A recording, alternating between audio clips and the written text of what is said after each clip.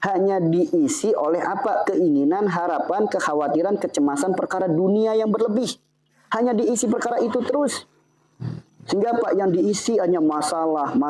Sehingga jantungnya lemah dan terjadilah penyakit jantung. Coba kalau jantungnya diisi dengan zikrullah. Ingat, alam bidikrillah tatmainul qulub. Itu jelas. Sebaik-baik obat hati itu ya zikir. Untuk melembutkan hati ya zikir. Untuk ngobatin penyakit jantung ya zikir. Masa iya nggak percaya sama perkataan Allah? Nah ini masalahnya. Nggak percaya sama perkataan Allah. Ini yang menjadi masalah gitu. Jadi ayo setiap detak jantung kita zikir kepada Allah. Setiap detak jantung zikir Allah, Allah, Allah. Ingat fungsi jantung itu apa? Memompa darah. Ketika jantungnya berzikir, maka setiap darah yang terpompa, darah yang mengalir dengan zikir. Setiap organ tubuh yang teraliri darah zikir, setiap masalahnya, setiap penyakitnya Allah buat sembuh, teman-teman.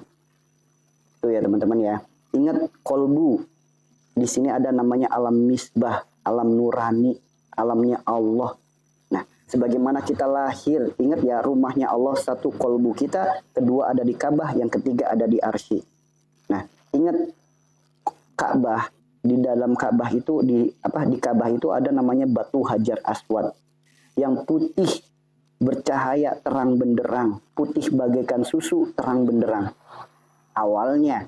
Tapi kenapa sekarang jadi gelap? Karena dosa manusia yang tawaf. Kita sering mendengar itu. Begitupun sama kolbu yang ada dalam diri kita. Ya, kita lahir dalam keadaan fitrah, dalam keadaan suci, bersih, terang benderang.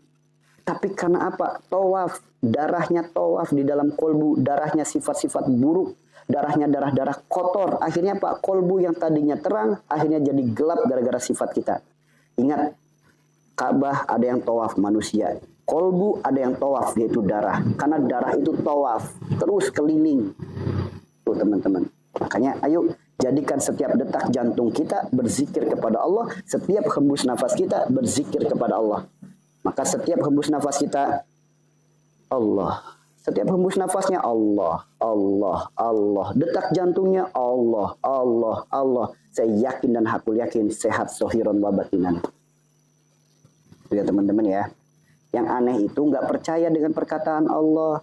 Zikir itu melembutkan hati, zikir itu ngobatin hati, tapi nggak percaya. Nah ini penyakitnya, nggak percaya sama Allah. Kita lanjut ya teman-teman ya. Yaitu wilayah dada kiri sebelah atas, yaitu wilayah Nabi Isa, berkaitan dengan sosial dan dengan keluarga. Nah berkaitan dengan sosial itu apa? Orang yang mudah sekali berbuat masalah perkara sosial.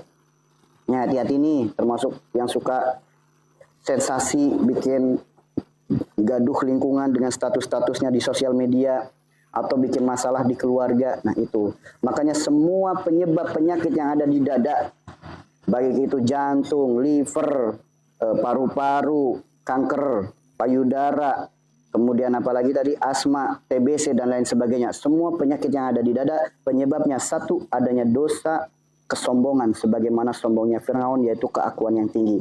Adanya dosa kemusyrikan, adanya dosa hawa nafsu, dan adanya dosa perkara sosial dan keluarga. Itu penyebabnya teman-teman. Solusinya apa? Segera bertobat, lakukan kafarat dan lakukan bekam.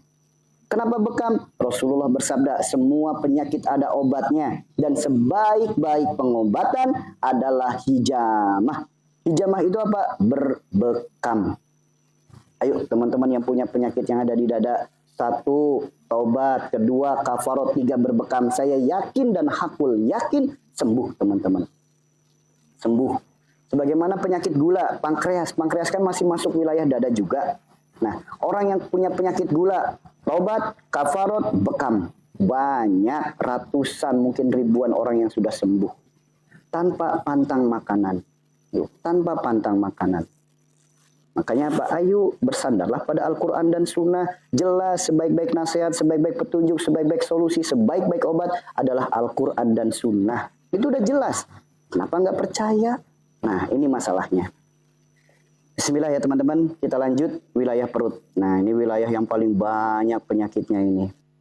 Teman yang belum tahu tentang kafarat, ayo dibuka Al-Quran surat Al-Ma'idah ayat 89. Segera lakukan. Karena Allah sendiri yang memerintahkan. Sekarang wilayah perut. Wilayah perut. Wilayah perut itu disebutnya wilayah Nabi Yunus. Penyakit yang di perut itu banyak banget. Asam lambung, terus batu empedu, ginjal, usus buntu, kemudian limfa, usus besar, pencernaan, dan lain sebagainya. Semua penyakit yang ada di perut. Ya, semua penyakit yang ada di perut. Nah, perut ini wilayah Nabi Yunus, teman-teman. Nah, ayo teman-teman, boleh jadi ada saudara-saudara kita yang lagi sakit asam lambung, sakit usus buntu, atau lagi batu empedu, atau penyakit apapun yang ada di lambung, yang ada di perut. Ayo bagikan. Semoga ini jadi wasilah jalan kesembuhan, jalan sadar, teman-teman. Ya, semua penyakit yang ada di perut itu disebutnya wilayah Nabi Yunus. Wilayah Nabi Yunus itu apa, teman-teman? Ingat di Al-Quran, kembali rujukannya yaitu Al-Quran. Nabi Yunus di Al-Quran kisahnya berada dalam perut ikan. Ya, teman-teman tahu kan? Nabi Yunus berada dalam perut ikan. Perut. Nah, terus apa penyebab Nabi Yunus berada dalam perut ikan? Kembali rujukannya yaitu Al-Quran. Penyebabnya apa nih? Satu, Nabi Yunus merasa sendiri. Merasa sendirinya kenapa? Dakwahnya sekian lama, pengikutnya hanya sedikit. Sehingga apa? Nabi Yunus merasa putus asa. Mengadu kepada Allah, berdoa kepada Allah. Ya Allah, gantilah kaumku dengan kaum yang lain. Itulah permintaan Nabi Yunus. Namun permintaannya ini dicuekin sama Allah. Sehingga apa? Nabi Yunus putus asa, khawatir, cemas, was-was berlebih. Dan dirasa putus asanya itu Nabi Yunus meninggalkan kaumnya. Singkat cerita, Nabi Yunus dimakan oleh ikan. Nah, ketika berada dalam perut ikan, Nabi Yunus sadar dengan kesalahannya. Sehingga apa? Nabi Yunus beristighfar. Diabadikan istighfarnya dalam Al-Quran. Apa istighfarnya? La ilaha illa anta subhanaka inni kuntu minaz zalimin. Itu istighfarnya Nabi Yunus. Maka siapapun yang punya penyakit yang ada di perut, ya, siapapun yang punya penyakit yang ada di perut, ya, ayo istighfarlah sebagaimana istighfarnya Nabi Yunus. Itu udah dicontohin di Al-Quran. Ya, istighfarnya apa? Ya Allah, hamba mohon ampunanmu karena hamba zolim pada diri hamba sendiri. Ya, semua penyakit yang ada di perut itu berawal dari apa? Zolim pada dirinya sendiri. Bagaimana tidak zolim? Ingat ya, penyebabnya apa? Banyak pikiran. Ketika orang lagi banyak pikiran, lagi stres, kecemasannya tinggi, makan tidak enak, tidur tidak nyenyak, akhirnya apa? Muncul jadi penyakit. Berawal dari apa? Gejala asam lambung, panas perih di ulu hati. Ya, gejala asam lambung, panas perih di ulu hati sampai naik ke atas. Kemudian apa? Masih banyak pikiran, masih stres, masih khawatir, masih cemas. Akhirnya muncul lagi apa? Penyakit asam lambung. Lambung kayak diperes-peres, lambung kayak disayat-sayat, lambung kayak ditusuk-tusuk katanya. Muncul lagi apa? Kekhawatiran, kecemasannya makin luar biasa. Dari kecemasannya itu akhirnya muncul lambungnya membengkak. Dari lambung membengkak itu apa? Mengganggu ruang gerak jantung. Terjadilah penyakit GERD. Bawaannya berdebar-debar. Apa aja tuh berdebar-debar. Akhirnya muncul penyakit namanya panic attack. Gampang takut. Pagi takut, datang siang takut, datang sore takut, datang malam takut. Suara burung takut, suara kendaraan takut, suara apa aja takut. Gampang takut.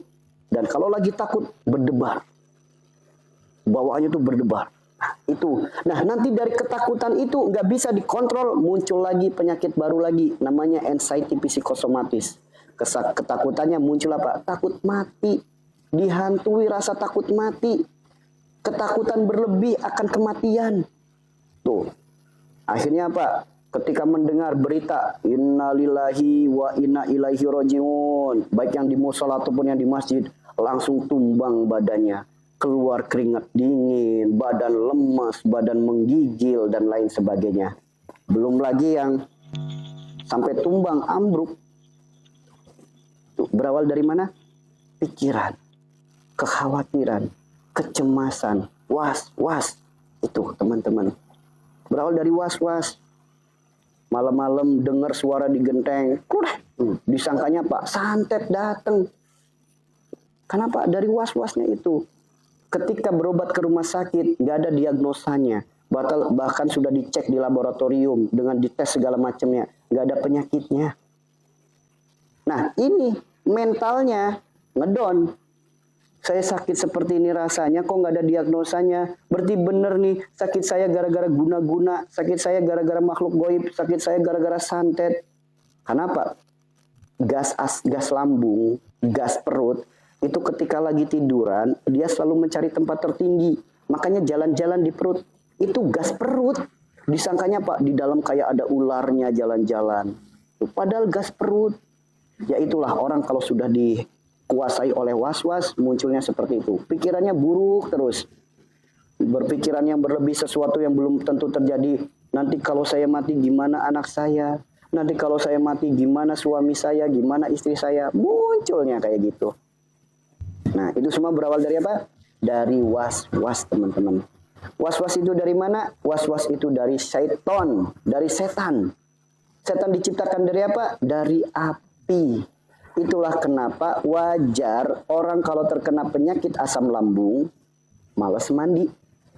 Orang terkena penyakit asam lambung gak mau mandi. Bahkan takut dengan air.